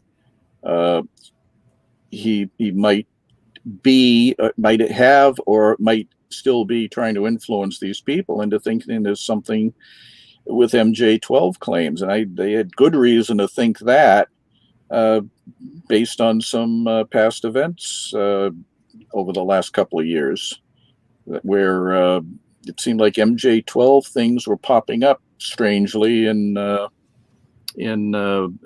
private comments and statements by some of these people. So it's definitely an influence. It's definitely back there. How much it's going to go out in the forefront, I don't know. Richard Dolan had recently mentioned questioning Louis Elizondo about something called Zodiac. And it was supposed to have been something similar to MJ12, according to documents from about 20 years ago. And if you think of it, MJ12, 12 members, Zodiac, how many signs of the Zodiac are there? There's that 12 again. So we've not learned much of anything else about Zodiac, so-called, except that it's supposed to have been very much like MJ12, if not exactly like MJ12, but no, people aren't talking. So here we go. Here we go. It's just like it's the same people now. They're recreating something, rebranding something for the sake of marketing whatever they're marketing. Well, it's like going into an old mansion and looking around, and the mansion is either something that can be occupied, or it's an old haunted place. And you can tell that it's haunted by maybe bats flying around. You see some bats on the 2nd or 3rd floor. You might think that's haunted. If I see facts about MJ12 flying around in a news story, boy, it sure looks like an old haunted house to me. So that's the way I see this, and it's bothersome. It's bothersome that you would even take any of that seriously. But apparently they are. But it's the same brokers, of disinformation or misinformation that have been packaging things. From the 70s onward, and well, Hal Puthoff has been involved as far back as Uri Geller. Right. The Israeli bending spy, right? And Geller had and still has very sharp opinions on UFOs being beings from space, and his psychic abilities that had been debunked quite some time ago, but apparently Puthoff still sticks by him, which astonishes me. But then you have Doty being the former employee and very good friend of Puthoff. He's behind the scenes. Jacques Vallée, who we know is involved with the Bigelow people. He was an employee as well. He was a member of the aviary. And so Moore basically came up with the names of the aviary. I mean, bird people. I Yeah. mean, so Yeah. what's your bird name? My bird name? Yeah, let's pick some. I want a bird name. Well, Actually, maybe I don't, but well, someone could say cuckoo. Scott wants a bird name. I know he does. I mean, but I mean, do you think like, I mean, these guys are like sitting around at a coffee table in some, Las Vegas buffet where they're, after they get their hair done, Yeah. and hair, little toupees. Okay, I'm trying to behave myself. It's not going to work because I need sock puppets. But so, you're sitting around at a Las Vegas buffet. Hey, let's get the chicken kung pao, and we're going to sit there, and I mean, God, how funny. We're going to, create this nonsense of we're these bird people, pelican and owl, and then you watch the people running with it. And I admit, like when I got into the aviary, oh my Lord, I'm going to look at this and my owl, understanding. why? My understanding of the aviary was it was an informal name given to a group of people who didn't always get together at meetings all together. They were just loosely associating with one another, either through correspondence, sometimes meeting. But it was Moore's way of giving an exotic, mysterious name to the people he was mingling with. That's awkward.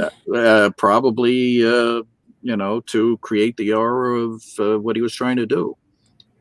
And we need names. We need names. Well, we do, yeah. I mean, seriously, it's.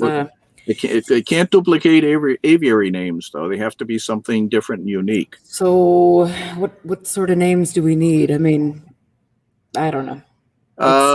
Well, if I look at you, I would tend to say Raven, but I think that was already taken. So I'm going to have to come up with something else. Well, it is kind of awkward because I think, when you step back, or like when you're in this, you're like, oh my God, the aviary, look at this. And you're looking at all these like little threads and you're looking at all of these stories that have come about, and these people are so mythical. And then you step back and you go, that's awkward and stupid. I mean, really, this is what we're believing, that these people are, a part of the aviary. And like I said, they're probably sitting at the back of some Chinese buffet in Vegas laughing their heads off, going, can you believe people are actually believing this stuff? Yes, they are. The importance of creating an aura of mystery is to never answer all the questions, ever. You drop hints, you maybe answer a few things vaguely, almost nothing specifically, and then let it go at that.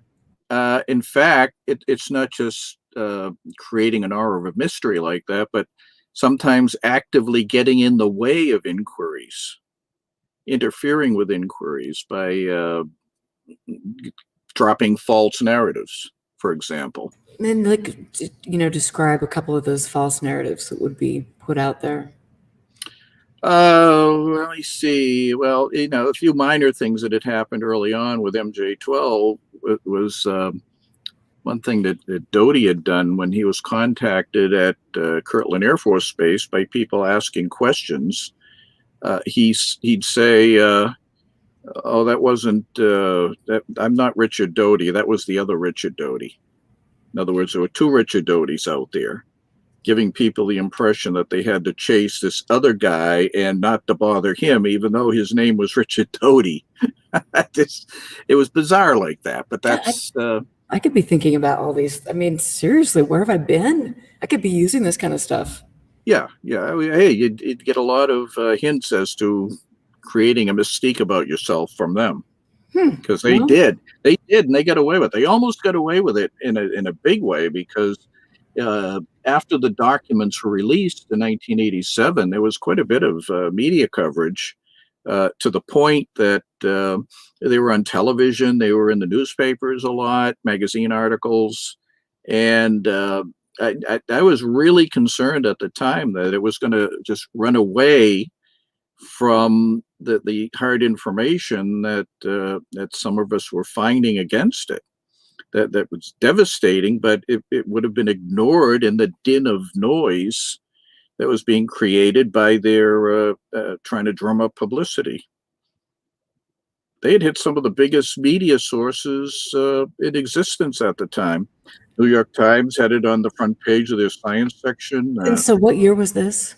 1987. They had been on Nightline, which was a huge news show on at 11:30 at night. Mm-hmm. And then the next year, of course, was the the UFO Cover-Up Live show.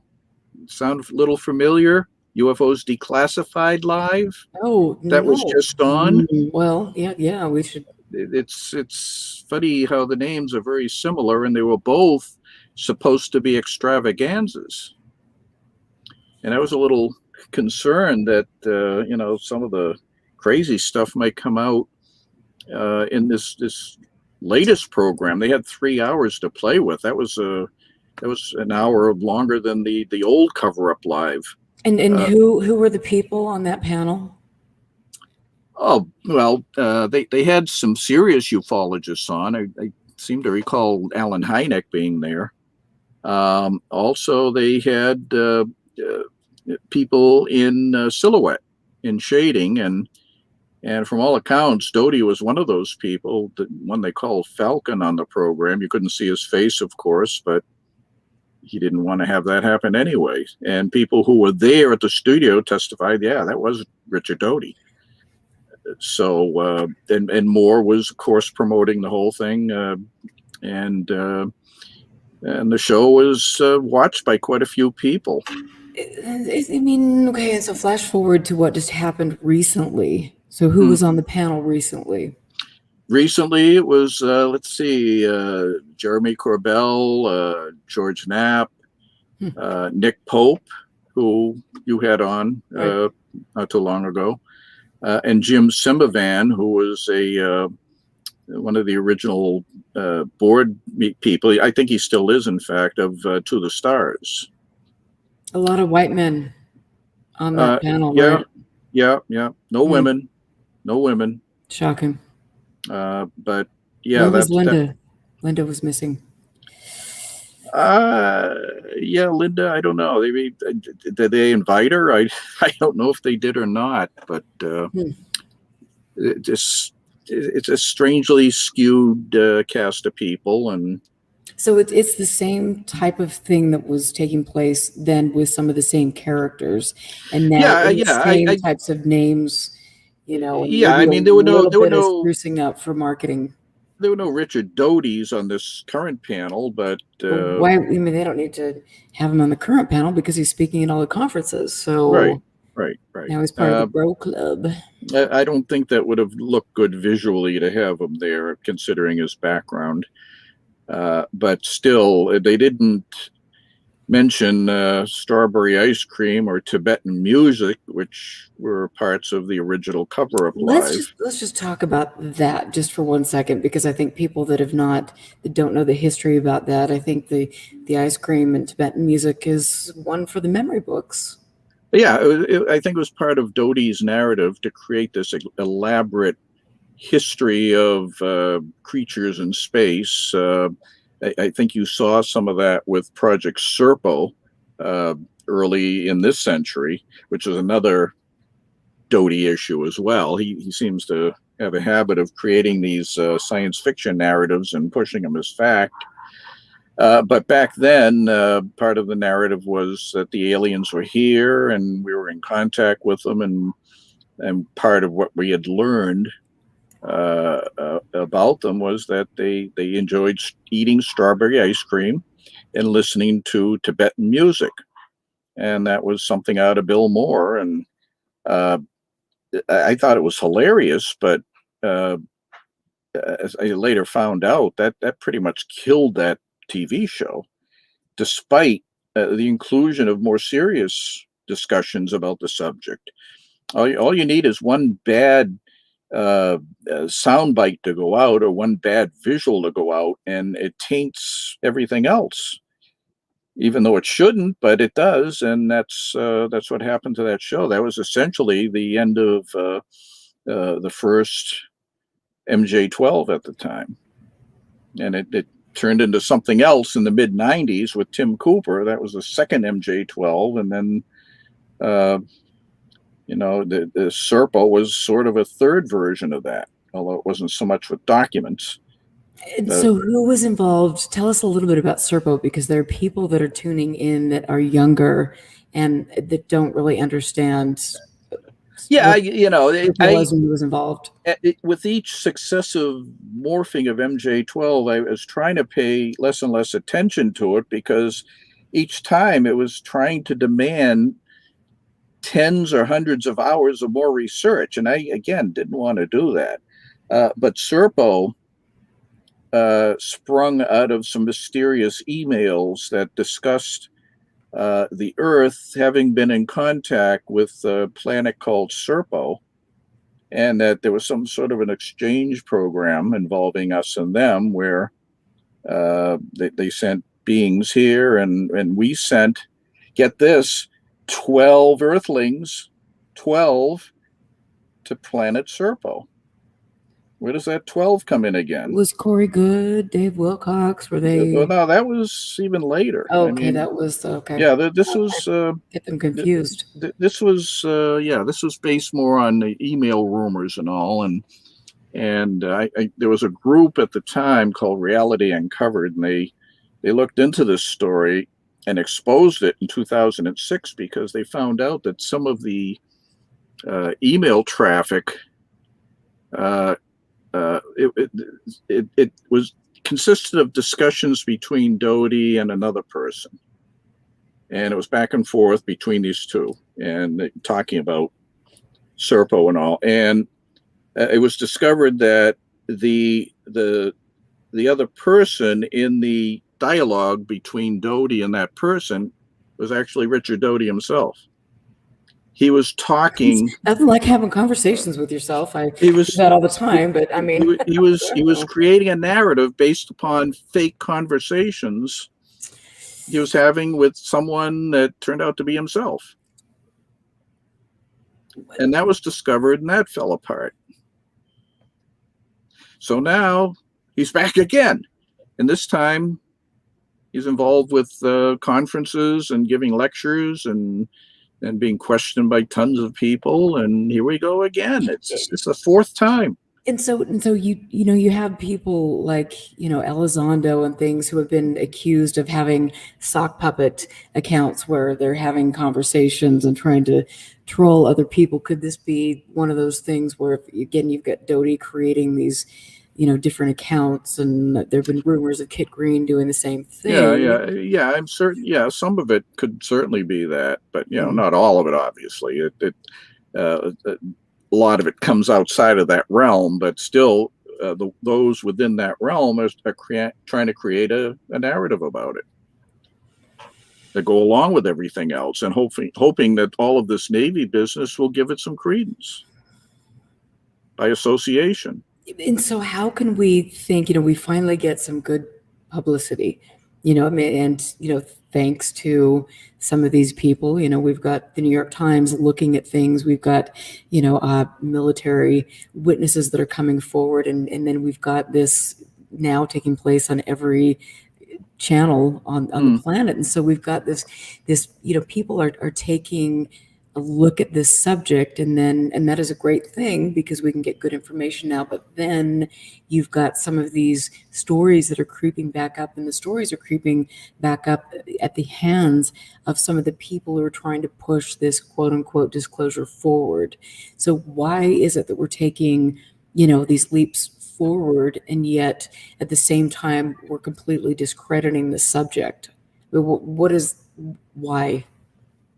Well, hopefully, serious folks can create some distance between the crazy narratives out there and the more serious events involving apparently unaffiliated military people, pilots and and people in the Navy, where they don't seem to be influenced by what's going on with these other old characters from the past. We can point that out and hopefully knock down the silly stuff and just deal with what's been more seriously reported that's impressing Washington, D.C. and the seats of government. So, but from experience, that's proven to be almost impossible to eliminate the kook factor out of it. And that's going to be there. It's going to stay there. And it's very, very hard to get it out of the way. It just dissipates over a period of time, and then they bring it back somehow in another form.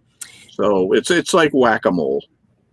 Well, I could think of a few moles I'd like to whack. I mean, you can, I mean, again, it's the same group of people, the 70s, 80s, 90s. These are the same players. And I know that they're getting a little bit older, and I wonder if maybe they look at themselves and, I mean, they maybe just think, okay, cool, we pulled the biggest con in the world with regards to ufology and creating these myths and making people go down these rabbit holes, and yet we're not going to deliver anything, and yet we might sit back and make money because we're doing this. I mean, do you think any of these people at the end of the day ever look back and say, gosh, I maybe should have come forward with good information, or maybe should have aligned myself with people that were doing the right thing? Oh, there's always hindsight on that, but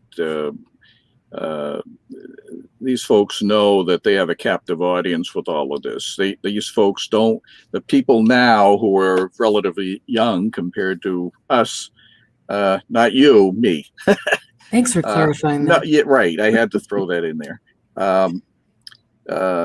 They know these younger people don't know all the old stories, so that they can get away with a lot more than they could with some of us who are quite a bit older.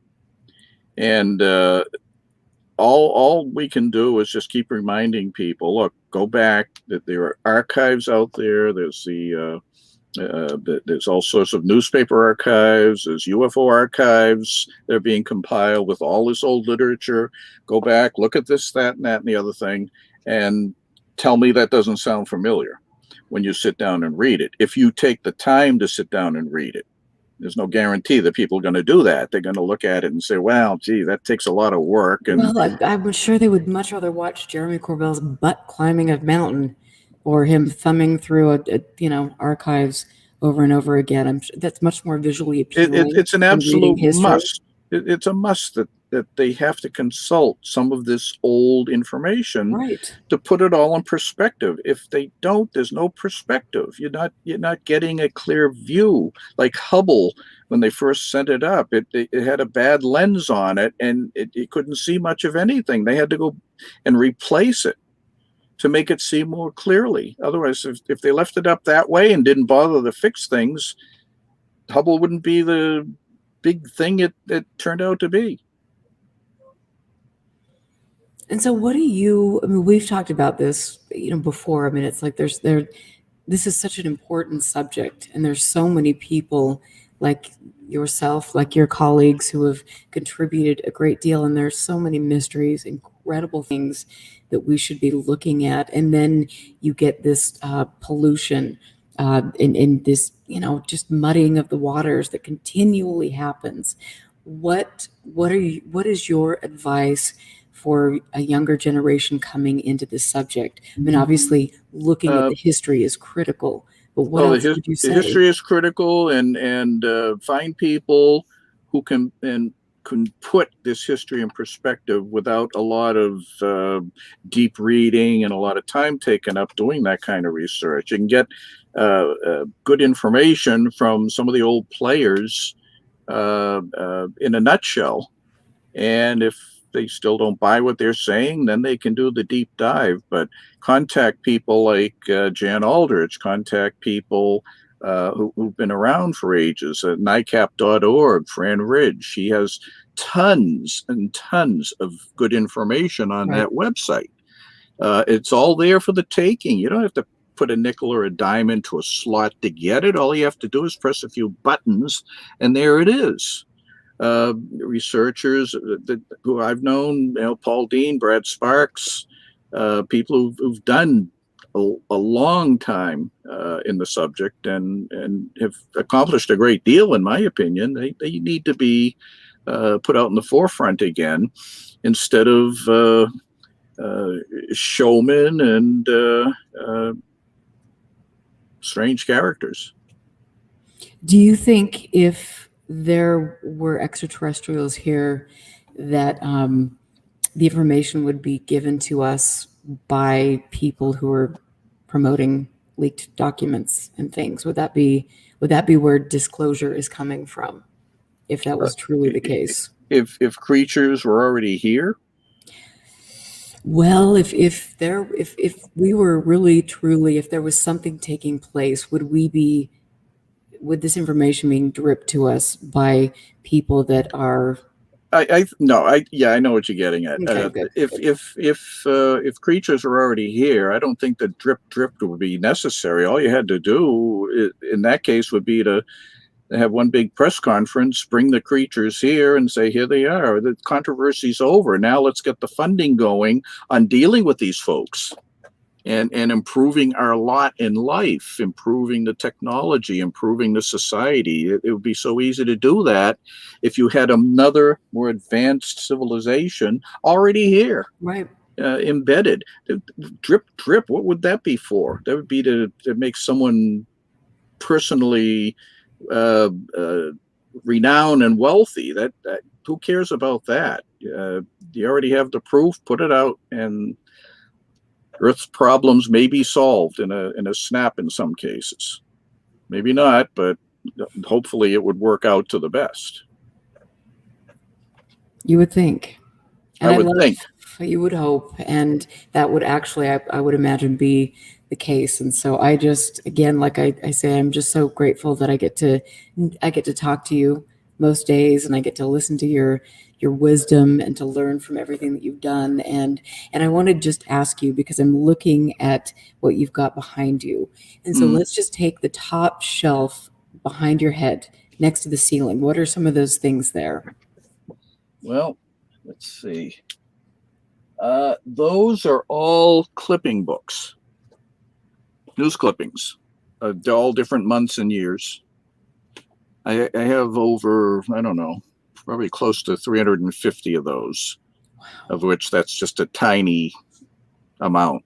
But that's the press history of the subject. Sometimes all you know about a certain topic only comes from press coverage on it. And I tried to compile that sort of minute information into those volumes so that we'd have a record of it at least, wouldn't have to go digging for them all the time. So that's why I keep those books. They come in handy, and I'm always adding to them. Every single one of them I'm adding to constantly. Because there's so much press we haven't been able to scan yet, containing other stories, other angles. That it's a very long-term project. And I love the fact that it's like you're every day you're sending me and other people that different clippings about things that are taking place, so we can see things from the press all over the world in real time, and that is so cool to see. And you've done that for years, and so I mean, Barry, like, my hat is off to you. You are a god, Oh, please don't call me a god. That's a pedestal I could possibly not stay on. No way. Right. But I mean, you are a gem, and we're really lucky to be able to learn from you. And I think that for me, I'm playing with the screen. I'm getting used to this. This is scary. Lord knows what's going to happen next week. At least I've actually unmuted my mic. You're cutting your teeth on me. Thank you. Well, you've been so kind. But I mean, it's like, I think that there's so much to learn, and I feel really grateful that, I mean, with Scott Browne in the field, with Mario Lafreniere, with all of the people that are my Patreons and supporting all of this. And I want to just give a shout out to the people that support my show. And now we've got this new frontier that we're moving into. But I want to just say you can go to UFOclassified.com and you can pledge support for this show so we can keep improving things and getting information out there, and then also archiving and bringing on guests like Barry. And Barry, you're going to be on here multiple times, because I want to, each time that you come on here, I want you to turn around and then look at what's behind you and then just pull something out and show us what you've got, because it's just you asked me to turn sideways or above in front of me, because back there is mostly press. But there are other things around that are different. Wow. That is so cool. I hope that I can come out there and hang out with you sometime and just look through your stuff, because I mean, just going through what I have here. I mean, every day I'm like, opening Androffel's files or opening some of the other things that I have. And it's just like, whoa. I mean, to smell the paper, to see these actual, one of a kind correspondence between the greats in the field, the pioneers in the field. I mean, there's nothing beats that. If you want to come trolling around here, you're going to need a miner's hat with a light, a pick, and a shovel. Well, that can be arranged. Right. That's a must.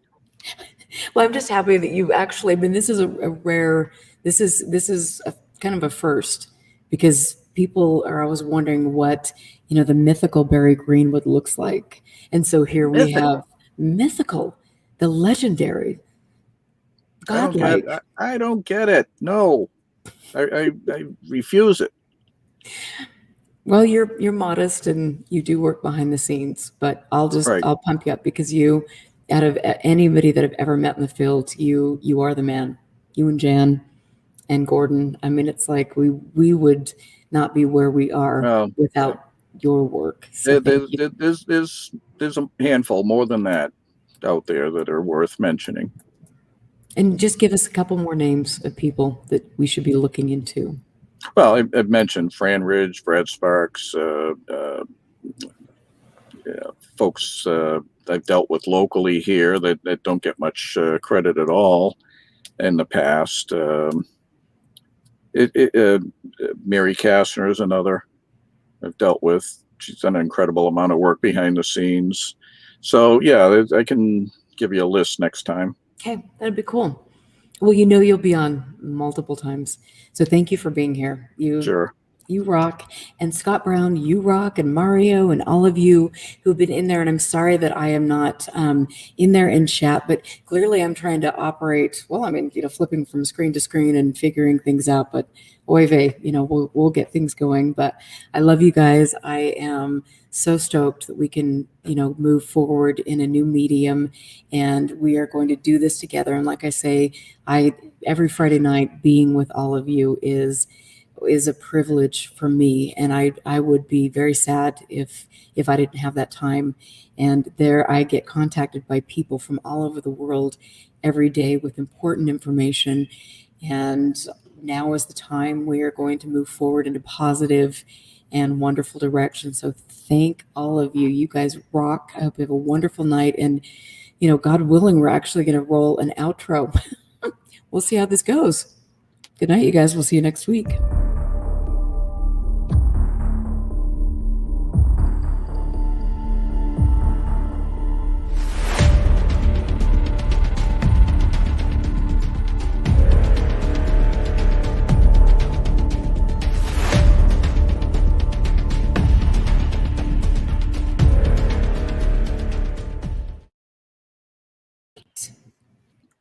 Hello. Oh, we're back on? Oh, another 2? Holy mackerel. I don't know if I can talk. Okay. Well, on that note, we're going to be ending the broadcast. Okay. All right, guys. Good night.